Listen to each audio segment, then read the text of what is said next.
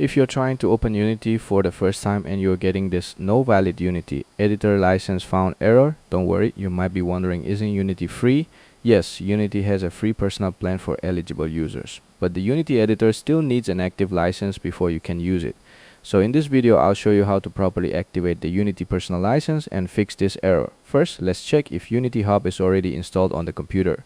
Open Windows Search and type Unity Hub. If you already have Unity Hub, just open it and skip ahead. In my case, I'm using an older Unity installation and Unity Hub wasn't installed, so I need to install it manually.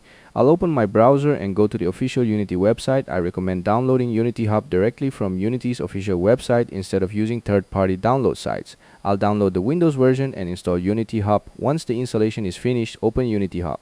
Now, we need to sign in to our Unity account. I'll sign in with my Google account, but you can use another supported sign-in method available on your Unity account. After signing in, Unity Hub should normally activate the personal license automatically, but if it doesn't, we can add the free license manually. Open Settings, then go to Licenses. Here we can see the licenses currently activated on this computer. If the personal license isn't listed, click Add License. Now select Get a free personal license, read the terms, and if you're eligible for Unity Personal, click Agree and get Personal Edition license. And that's it. The personal license is now activated. You can also see the activation date here, which confirms that the license has been added to the account on this computer.